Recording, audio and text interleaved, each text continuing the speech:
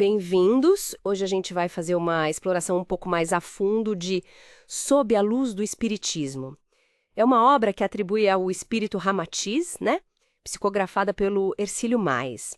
E o livro mergulha em temas bem existenciais: dor, aborto, eutanásia, sexualidade, buscando sempre uma conexão e, às vezes, até uma expansão do pensamento de Ramatiz com a base do espiritismo de Kardec. Exatamente. A proposta, como o prefácio até sinaliza, é tentar jogar uma luz nova sobre essas questões do dia a dia que são complexas.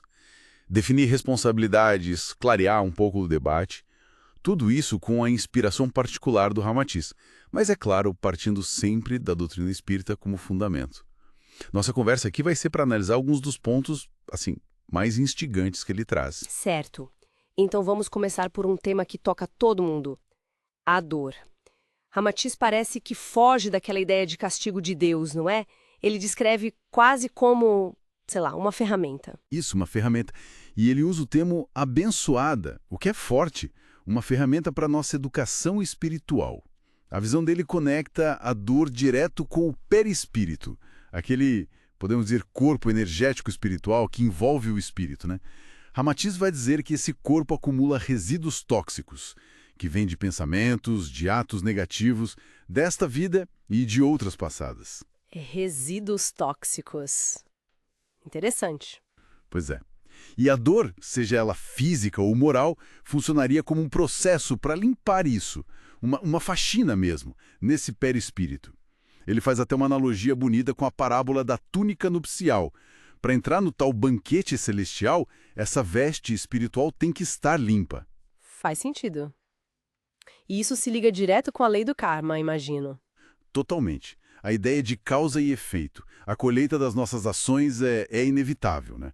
E impacta diretamente nossa condição espiritual, a limpeza ou não dessa túnica. Essa ideia da dor como limpeza é impactante. Muda a perspectiva do sofrimento, né? Deixa de ser só algo ruim para ser um mecanismo de evolução. E falando em desafiar ideias, Ramatiz também tem uma visão bem particular sobre a figura do diabo, certo? Ah, sim. Bem particular mesmo. Ele vai argumentar que o diabo, essa figura de um ser supremo do mal, é na verdade uma criação nossa. Da imaginação humana. Uma criação nossa. Como assim? Uma personificação, tipo assim, dos nossos próprios instintos mais baixos, da nossa animalidade que a gente ainda não conseguiu educar, sabe? Para Ramatiz, as influências espirituais negativas de verdade, o que a gente chama de obsessão, elas vêm de espíritos humanos, desencarnados. E muitas vezes esses espíritos estão presos à vítima por laços de ódio, de vingança, de outras vidas. É uma questão kármica. Entendi. E é por isso que ele questiona os rituais de exorcismo tradicionais. Exato. Porque, segundo ele, esses rituais acabam tratando só o sintoma, que é a influência ali do espírito, mas não vão na causa raiz. E a causa raiz seria? Essa ligação kármica profunda entre o obsessor e o obsediado. Então, a solução real, na visão dele, não estaria em esconjuros, em rituais externos. Estaria na compreensão dessa dinâmica, no tratamento fraterno, na busca pela reforma íntima dos dois lados, né, para conseguir desatar esses nós kármicos. É um processo bem mais complexo e interno. Faz todo sentido olhando por essa ótica espiritual. E isso nos leva para outros temas éticos bem delicados que o livro aborda, como o aborto e a eutanásia. A posição dele parece ser bastante Firme. firme. Extremamente firme. Ele vê essas duas práticas como interferências muito graves, tanto nos planejamentos que a gente faz antes de reencarnar, quanto nos processos de depuração kármica. Interferências graves. Sim. A eutanásia, por exemplo, na visão dele, interromperia essa limpeza do perispírito, que, muitas vezes, acontece justamente através do sofrimento no final da vida física. Seria um processo necessário para o espírito. E o aborto? O aborto impediria a reencarnação de um espírito que precisava passar por aquela experiência específica.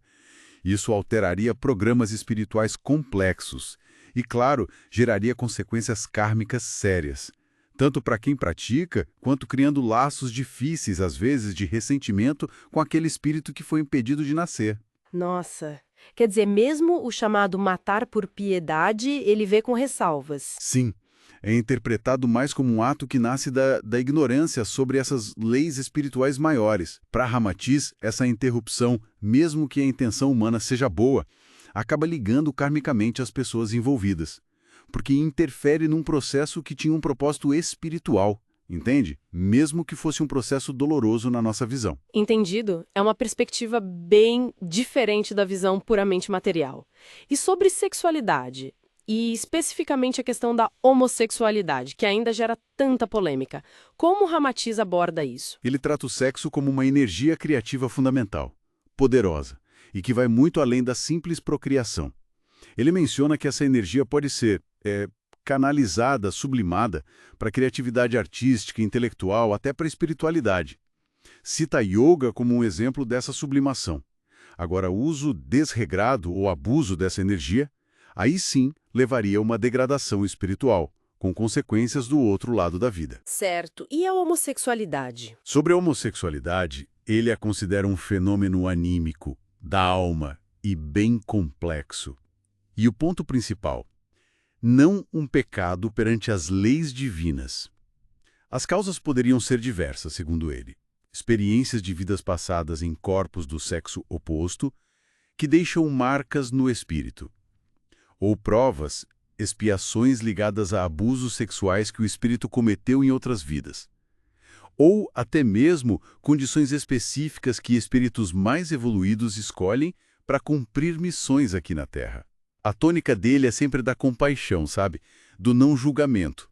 Ele critica muito a moral humana que condena sem entender a complexidade espiritual que pode estar por trás daquilo. Com tantos temas complexos e visões que às vezes desafiam o que a gente está acostumado a ouvir, como Ramatiz sugere que a gente navegue por tudo isso? Como ter discernimento? Ele bate muito na tecla do buscai e achareis, de Jesus. O convite é sempre para uma busca ativa. Estudar, refletir, desenvolver o próprio filtro crítico, o discernimento. O trabalho dele, veja bem, embora esteja enraizado no espiritismo, ele provoca essa análise crítica. Incentiva a ir além da superfície, dos dogmas, encarar esses temas difíceis, dor, morte, sexo, sob essa ótica espiritual, faz parte dessa busca por compreensão que ele tanto valoriza. Não é para esperar a resposta pronta, mas para investigar, ativamente. Então, no fundo, o que a gente vê nessa obra de Ramatiz é uma lente muito particular sobre as grandes questões da vida, né? Ela dialoga com o espiritismo de Kardec, mas tem ali a assinatura dele, uma visão própria. É um material denso, sem dúvida, e que convida muito à reflexão sobre a nossa própria jornada espiritual. Exato. E talvez fique aqui um pensamento final para quem nos ouve refletir. Diante de tantas vozes, tantos ensinamentos espirituais diferentes, os de Ramatiz, os de Kardec, tantos outros, como é que a gente pode cultivar o nosso próprio discernimento? Como pesar essas perspectivas todas, buscando o que faz sentido para a nossa razão, para o nosso coração, para o nosso crescimento ético e espiritual, sem se perder nessa complexidade toda? Fica aí a provocação para a exploração individual de cada um.